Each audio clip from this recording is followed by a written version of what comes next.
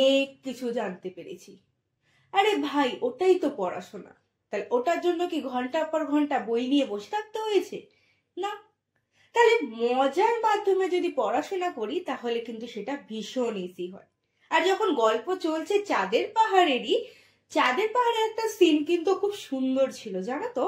এই যে চাঁদের পাহাড় গল্পটার কথা বলছি, এখানে একটা আগ্নেয়গিরির কনসেপ্ট ছিল না? অগ্নুৎপাত হচ্ছে, কি ভয়ঙ্কর ভাবে আগুন বেরাচ্ছে ওটার থেকে। জানো কি, এই যে চাঁদের পাহাড় গল্পটা, এটা কিন্তু কাল্পনিক। কে লিখেছিলেন? বিভূতিভূষণ বন্দ্যোপাধ্যায়। কিন্তু এই গল্পে যেসব প্রাকৃতিক সুন্দর সুন্দর জায়গাগুলো নিয়ে আলোচনা করা হয়েছে সেগুলো কিন্তু একদমই কাল্পনিক নয়, সেগুলো বাস্তবে কিন্তু রয়েছে। অর্থাৎ গল্পের মাধ্যমে আমরা কিন্তু আমাদের চেনা পৃথিবীকেই জানতে পেরেছি। কিন্তু এখন প্রশ্ন হচ্ছে, এই যে আগ্নেয়গিরি, তার থেকে এত ভয়ানক ভাবে ধুয়ো বেরাচ্ছে, আগুন বেরাচ্ছে, মনে প্রশ্ন জাগে, কোথা থেকে এখানে আগুন আসলো? কোথা থেকে এত ধুয়ো বেরাচ্ছে? কোথায় আছে এই ধুয়ো বা আগুন? জানার ইচ্ছে করে কি? জানার ইচ্ছে করেছে কখনো এই যে বিশাল পৃথিবীটা রয়েছে এর ভিতরে কি রয়েছে? ইচ্ছে হয়েছে জানতে? বা ধরো বলতেই পারি, এই যে আমাদের পৃথিবী আছে, এই পৃথিবীর ওপরে যে শক্ত অংশটায় আমরা দাঁড়িয়ে থাকি বা আমরা বসবাস করি, এর নিচে কি আছে? ইচ্ছে করেছে জানতে? বা কখনো কৌতূহল হয়েছে যে পৃথিবীটার মধ্যে কি আছে নিচে, সেটা জানতে গেলে পৃথিবীকে কতটা ঘুরতে হবে বা পৃথিবীর ভেতরটা ঠিক কিরকম দেখতে পাবো? কি চিন্তার বিষয়, তাই না? এবার এই যে পৃথিবীর ভেতরটা জানতে চাইবো, তার জন্য ঘোরার কনসেপ্ট বললাম। ঠিক কতটা খুললে পৃথিবীর ভেতর সম্পর্কে জানতে পারবো?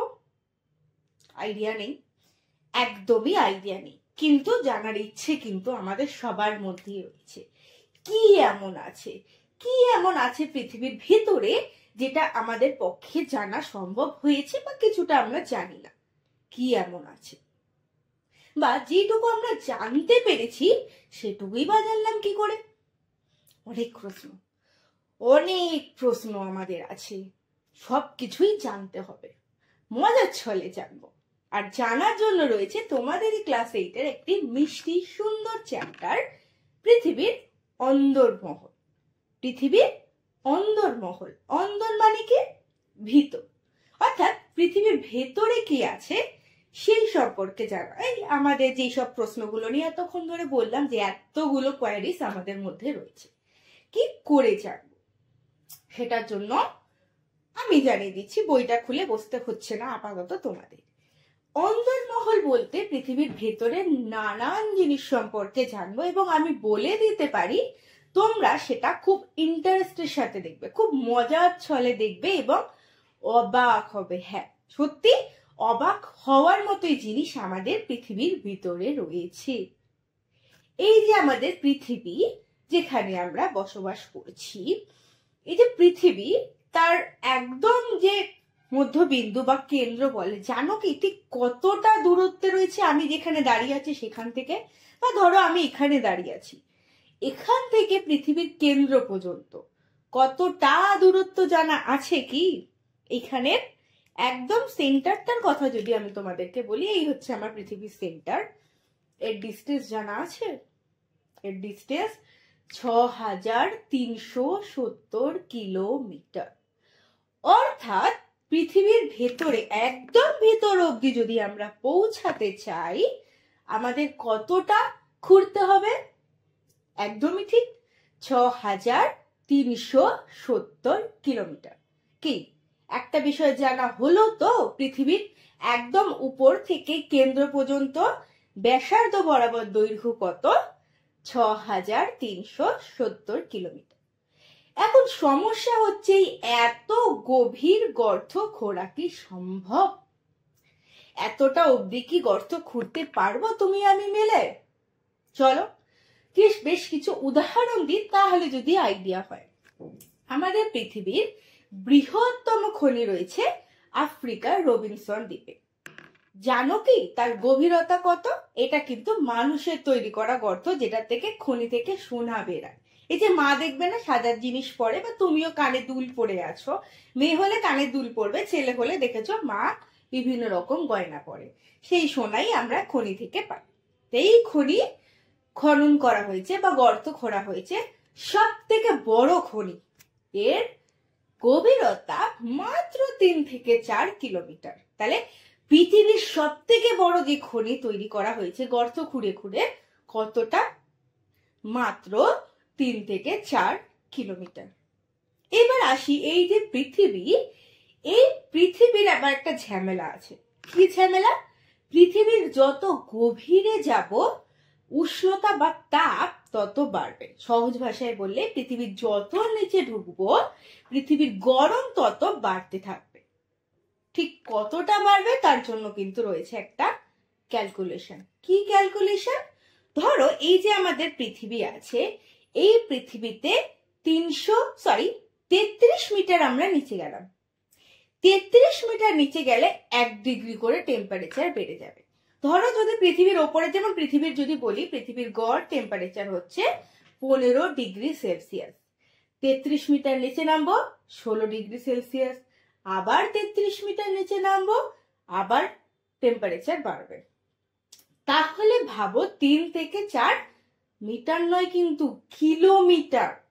তাহলে সেই 3 থেকে 4 কিলোমিটার নিচে গর্ত খুলে সোনা তুলছেন কারা? খনিতে যারা কাজ করেন। তাহলে ভেবে দেখো এইসব মানুষ যারা খনিতে কাজ করেন তারা কতটা কষ্টে, কতটা গরম সহ্য করে কাজ করেন, ভাববার বিষয়, তাই না?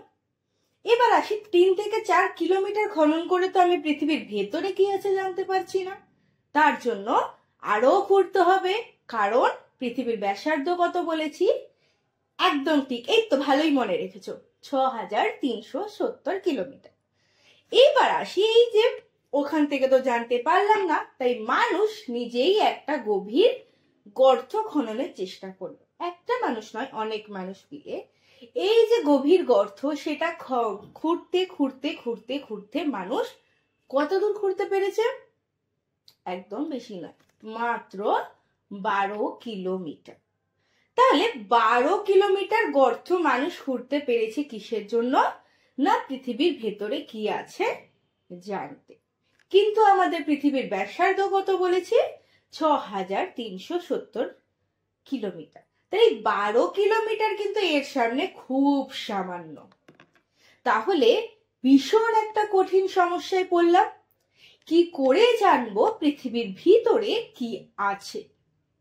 এই এত সুন্দর পৃথিবী যার মধ্যে আমরা বসবাস করি, তার ভিতরে কি আছে জানাটা বোধহয় এতটা সহজ নয়।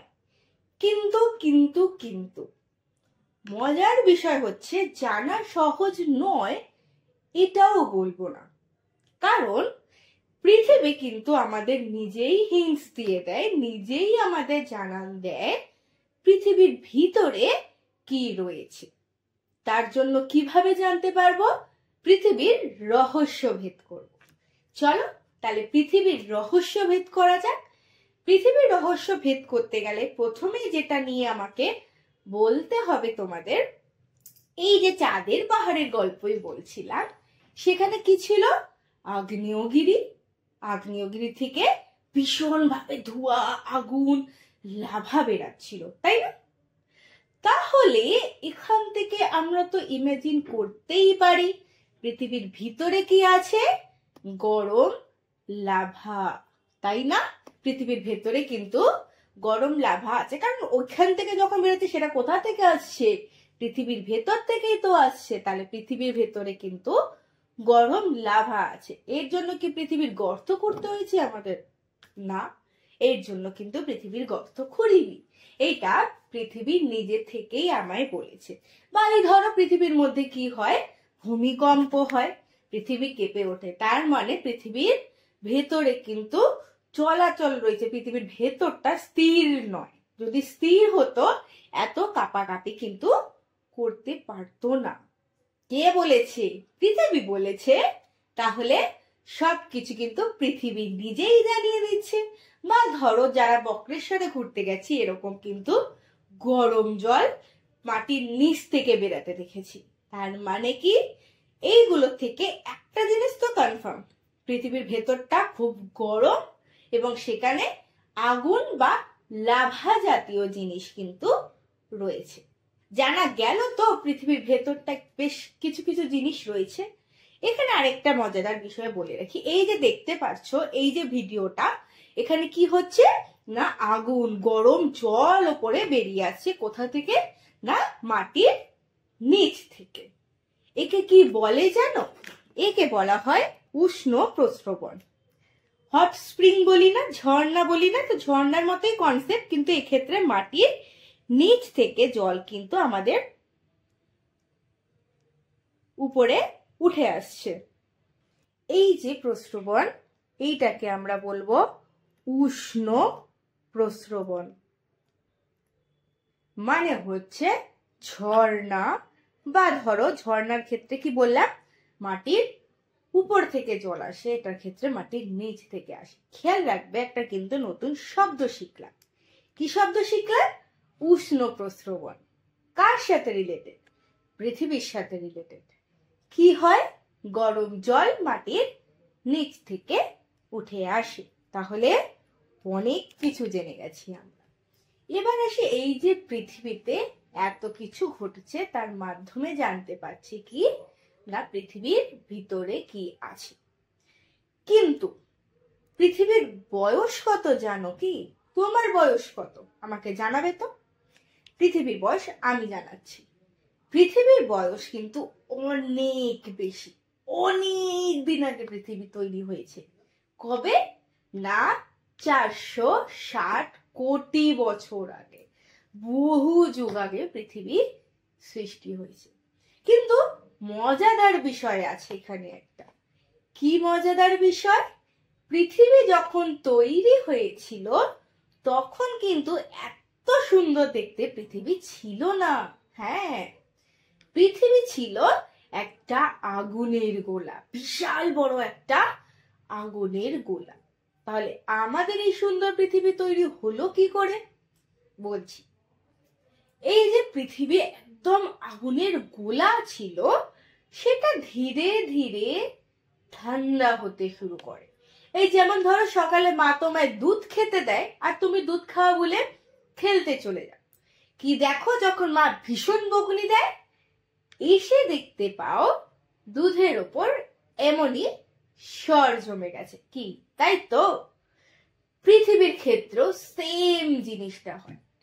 পৃথিবী প্রচন্ড একটা আগুনের গোলা ছিল, কিন্তু ধীরে ধীরে এই গোলাটা ঠান্ডা হয়ে পৃথিবীর ওপরে এরকমই দুধের স্বরের মতো একটা স্তর তৈরি হয়েছে। এই যে স্তর তৈরি হলো, এটা মেনলি কি ছিল? ম্যাগমা। কি জিনিস এই ম্যাগমা? খুব সহজ জিনিস। ম্যাগমা হচ্ছে পৃথিবীর ভেতরে কোনো তরল পদার্থ যেটা গলে গিয়েছে এবং উত্তপ্ত অবস্থায় আছে। অনেকটা কিরকম বলতো, ধরো মা কোনো রান্না করার সময় জল ফোটে বা ঝোল ফোটে, বা চা করার সময় ঝোল ফোটে বা চা জল ফোটে, ঠিক সেই ফুটন্ত কনসেপ্টটা যেরকম হয়, পৃথিবীর ভেতরেও আগুনের বিভিন্ন কনসেপ্ট, বিভিন্ন জিনিসগুলো আগুনের মধ্যে জিনিস দিলে কি হয়, পুরো গলে একদম থলথলে হয়ে যায় না? সেরকমই পৃথিবীর ভেতরে থাকা বিভিন্ন জিনিস, বললাম না আগুন ছিল, তো সেই আগুনটা ঠান্ডা হতে হতে এরকম তরল বা জলের মতো একটা জিনিস পৃথিবীর ভিতরে রয়েছে। সোজা ভাষায় কি বলবো, পৃথিবীর ভেতরে যে তরল পদার্থ থাকে, তরল জিনিস থাকে, তাকে বলি ম্যাগমা। একদমই ঠিক ধরেছো, এটা কিন্তু আমরা দেখেছি। কোথায় দেখেছি? সেই চাঁদের পাহাড়ের আগ্নেয়গিরি থেকে বেরাতে। কিন্তু ওরা কি বলছিল? ওরা তো বলছিল লাভা বেরাচ্ছে। আমি বলছি না, এটাকে বলে ম্যাগমা। তাহলে কে ভুল? কেউ ভুলবে। তারাও ঠিক, আমিও ঠিক। কেন ঠিক? কারণ এই যে ম্যাগমা যখন পৃথিবীর কোনো ভাঙা চোরা ফাটল দুর্বল এলাকা দিয়ে বাইরে বেরিয়ে আসছে তখনই তার নাম হয় লাভা। তাহলে ম্যাগমাই কিন্তু লাভা দুটো জায়গা, তার দু রকম নাম। এই যেমন ধরো তোমার স্কুলের নাম আলাদা আর বাড়ির নাম সোনাই বাবাই তুবাই, তাই তো? তাহলে একই জিনিস দুটো জায়গায় দু রকমের নাম হচ্ছে, একে কি বলছি? লাভা। তাহলে পৃথিবীর ভিতরে যখন তরল পদার্থ গলিত অবস্থায় থাকছে, গলে গিয়ে, তখন তাকে কি বলছি? Exactly lava. আর যখন সেটা ম্যাগমা। আর যখন বেরিয়ে আসছে তখন তাকে বলছি লাভা। কত কিছু জানলাম আমরা, তাই না? এবার আসি একটু বিজ্ঞানের ভাষায় বলা হয় তাপ বাড়লে অর্থাৎ হিট বা গরম বাড়লে যে কোনো জিনিস, যেটাকে বলছে পদার্থ, তরলে পরিণত হয়। এই যেমন ধরো বরফের কথাই তো বলতে পারি। বরফ যখন বাইরে রাখছি, ফ্রিজের থেকে তো টেম্পারেচার ঠান্ডা নয়, গরম। তাহলে বরফটা কি হচ্ছে? ধীরে ধীরে গলে যাচ্ছে। বরফটা ছিল কঠিন শক্ত পদার্থ, বিজ্ঞানে পড়েছি না আমরা? সেটা যখন গরম এলাকায় আসছে, কি হচ্ছে না, আস্তে আস্তে ওটা বরফে পরিণত হচ্ছে। এইবার আসি, সেটা কিন্তু আয়তনও বাড়ছে। তাহলে তাপ যদি বাড়ে, পদার্থ গলে তরলে পরিণত হয় আর আয়তনে বাড়ে। এবার বিষয় হচ্ছে, মাকে তো এইরকম ভাবে জামা কাপড় ভাঁজ করতে অনেকেই দেখেছি। এইরকম ভাবে যখন জামা কাপড় ভাঁজ করা হয়, তখন মাকে দেখবে জামা কাপড়গুলো ভাঁজ করার পর চাপ দেয়। কেন? তাহলে দেখবে চাপ দিলে পরে জামাগুলো ভাঁজ করার পর হয়তো এতটা জায়গা নিয়েছিল, কিন্তু যখন চাপ দেওয়া হলো জায়গাটা দেখবে কমে যায়। অর্থাৎ চাপ বাড়ালে আয়তন কমে। আয়তন মানে কি? কতটা জায়গা নিয়ে রয়েছে সেই জায়গার পরিমাণটা কমে যায়। এই যে চাপ এবং তাপের বিভিন্ন রকম কম্বিনেশন, সেইটা কিন্তু আমাদের পৃথিবীর মধ্যেও ঘটে। একদমই তাই। পৃথিবীর ভিতরে কিন্তু তাপ চাপ দুটোই কাজ করে। এবার ভেবে দেখো, তাপের জিনিস গলে যায়, আয়তনে বেড়ে যায়, চাপের জিনিস আয়তনে ছোট হয়ে যায়। ভাই দুটোই উল্টো কাজ, দুটো কাজই একসাথে হচ্ছে। কোথায়? না, পৃথিবীর ভিতরে। তাহলে পৃথিবীর ভেতরে এই ধরনের যদি খিচুড়ি কনসেপ্ট চলে, চাপও দিচ্ছে তাপও দিচ্ছে, তাহলে পৃথিবীর ভেতরে কি ঘটবে? পৃথিবীর ভেতরের অবস্থাটা কি হবে একবার ভেবে দেখো। এবার আমি বলি, পৃথিবীর ভেতরে তোমাকেই জিজ্ঞেস করছি, তোমরাই আমায় উত্তর দাও, কেন আমরা পৃথিবীর ভেতরে যেতে পারি না? অনেক কিছু তো বললাম, অনেক গল্প বললাম, বলো দেখি অ্যান্সারটা কি হবে। পৃথিবীর ভেতরে আমরা কেন যেতে পারছি না? কারণ ঠিক বলেছো, পৃথিবীর ভেতরে আগুন আছে, লাভা আছে, বা বলবো ম্যাগমা আছে। ঠিক। তাহলে পৃথিবীর ভেতরে যেহেতু আগ্নেয় পদার্থ আছে বা ম্যাগমা আছে, সেই কারণে আমরা পৃথিবীর ভিতরে যেতে পারি না। আরেকটা প্রশ্ন করি, বলো দেখি উত্তর। কেন আমরা পৃথিবীর অভ্যন্তর অর্থাৎ ভিতর সম্পর্কে সরাসরি কোনো তথ্য পাই না? মানে ডাইরেক্ট নিজের দিয়ে কেন দেখে বলতে পারি না যে এখানে এটাই আছে? এটার অ্যান্সারও কিন্তু খুব সহজ, বলো। একদমই ঠিক, ভেরি গুড। পৃথিবী কিন্তু অনেক গভীর। কতটা গভীর ছিল বলো আমার সাথে? 6370 কিমি। Very good, 6370 kilometre. এই কারণে পৃথিবীর ভেতরে যে লাভা ম্যাগমা আছে সেই অবধি আমাদের পৌঁছানো সম্ভবই নয়। তার জন্যই পৃথিবীর ভেতরে তথ্য সরাসরি আমরা কিন্তু পেতে পারছি না। অনেকে আমরা বক্রেশ্বর ঘুরতে গিয়েছি। বক্রেশ্বরে আমরা কি দেখেছি? উষ্ণ প্রস্রবণ বা হট স্প্রিং। তোমাদেরকে আমি এই কনসেপ্টটা আগেই বললাম, উষ্ণ প্রস্রবণ কি জিনিস, হট স্প্রিং কি জিনিস।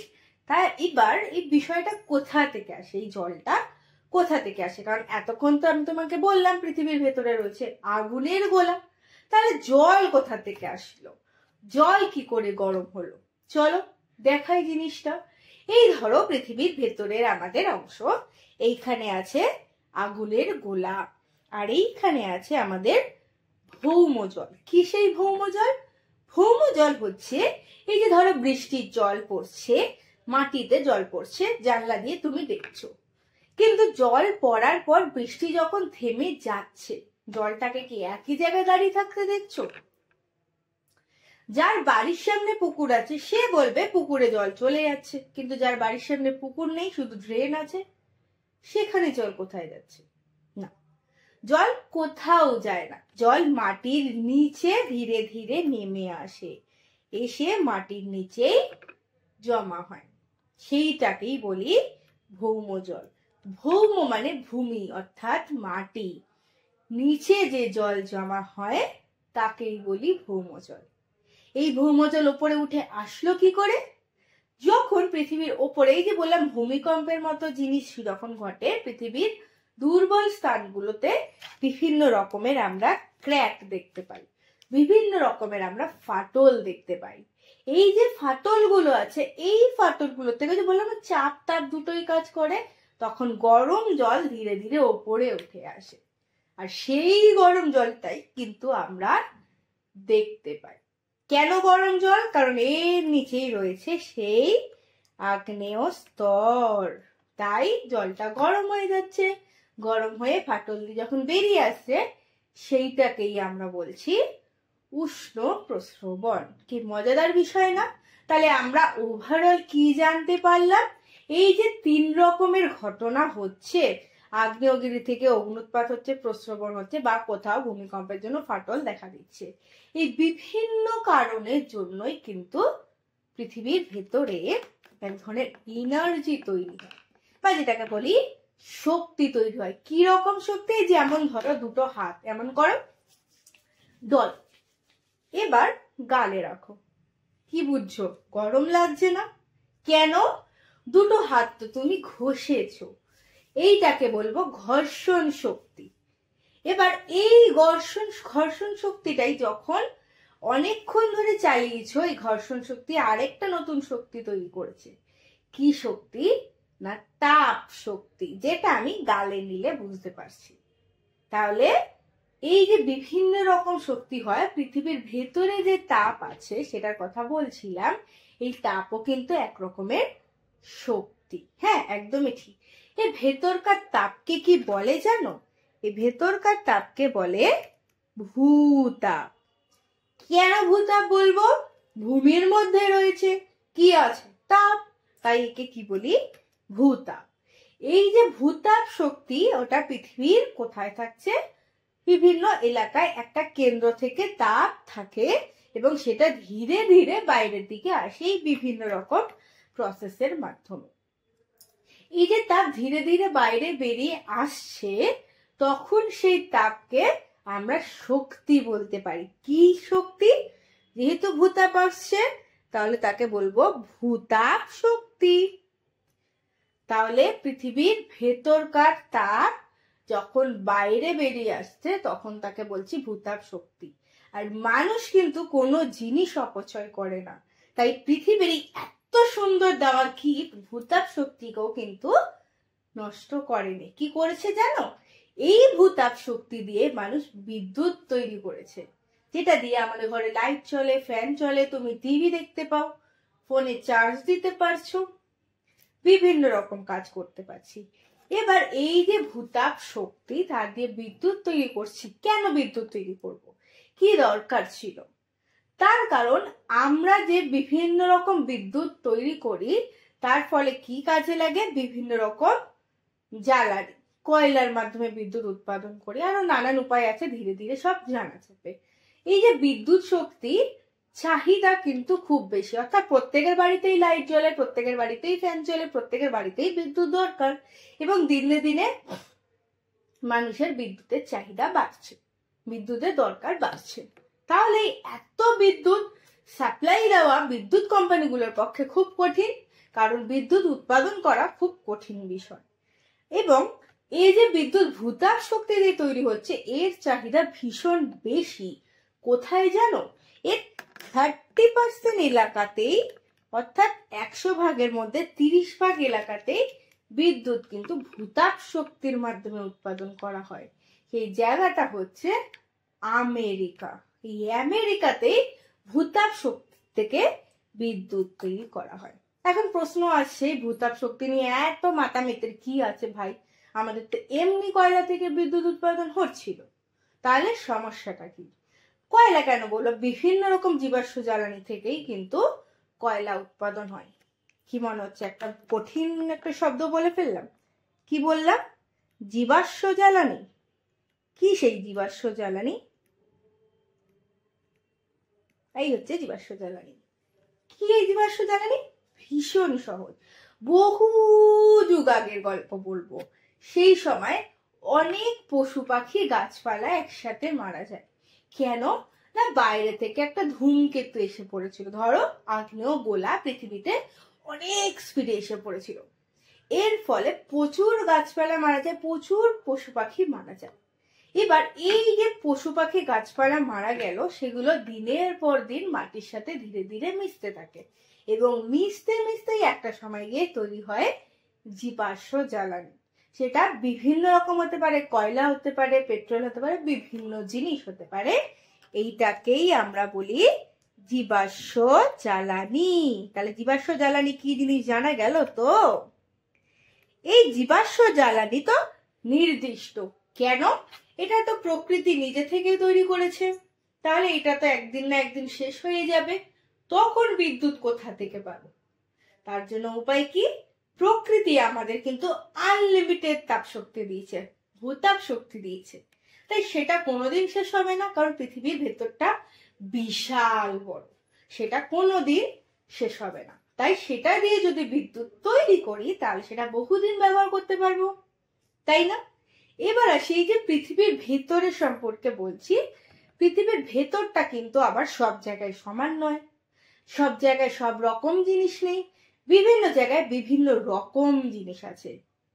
কি হলো, আবার জানতে ইচ্ছে করছে তো পৃথিবীর ভেতরে কি আছে, কোথায় কোথায়? জানা যায়। জানার জন্য জানতে হবে পৃথিবীর ঘনত্ব। মা মাঝে সাঝে কষা মাংস রান্না করে, মাঝে সাঝে আবার একটু পাতলা ঝোল রান্না করে। এই যে পাতলা ঝোল আর কষা মাংস, দুটোর মধ্যে পার্থক্য কি? মশলা তো একই দিয়েছে, একটার ক্ষেত্রে ঝোলটা কম হয়, একটার ক্ষেত্রে ঝোলটা বেশি হয়, তাই তো? কিন্তু মা তো একই পরিমাণ পেঁয়াজ লঙ্কা আদা রসুন মাংস সবই দেয়। তাহলে সমস্যাটা কোথায়? সমস্যা হচ্ছে জল। এই যে বিভিন্ন জিনিসগুলো মিশ্রণটা তৈরি করছি, জল যদি কম দিই তাহলে জিনিসটা একটু কষা কষা কনসেপ্ট হবে, কিন্তু জল বেশি দিলে ঝোল হয়ে যাচ্ছে, পাতলা হয়ে যাচ্ছে। যখনই জল অ্যাড করছি তখন জিনিসটা পাতলা হয়ে যাচ্ছে, আর যখন জল কম অ্যাড করছি তখন জিনিসটা ঘন রয়েছে। তাহলে ঘনর কনসেপ্টটা কি? বিভিন্ন জিনিসের মধ্যে, বিভিন্ন পদার্থের মধ্যে থাকা যেই জিনিসগুলো, সেগুলোর পরিমাণ বা সেটার আয়তন কতটা। এবার একটু যদি বইয়ের ভাষায় বলি, এই ধরো দুটো বক্সে বল রয়েছে, ঠিক আছে? এবার বলো দেখি কোনটার ঘনত্ব বেশি আর কোনটার ঘনত্ব কম হবে? যেইটাতে জিনিসের পরিমাণ কম সেটার ঘনত্ব কম, পাতলা হবে। যেইটাতে জিনিসের পরিমাণ বেশি সেটার ঘনত্ব বেশি। তাহলে ঘনত্ব কাকে বলে? সহজ ভাষায় যদি বলি, ঘনত্ব হলো এমন একটা পরিমাণ যা বস্তুর পরিমাণের সাথে, বস্তু কতটা আছে তার পরিমাণের সাথে বস্তু কতটা জায়গা জুড়ে আছে তার উপর ডিপেন্ড করে। ধরো আমি 1 গ্লাস জল নিয়েছি, তার ঘনত্ব যদি আমি একটা গামলায় ঢেলে দিই কমে যাবে, কারণ ছড়িয়ে যাচ্ছে জিনিসটা। তাহলে কোন ঘনত্ব বলতে কি বোঝায়? ঘনত্ব এমন একটি পরিমাপ যা বস্তুর পরিমাণের সাথে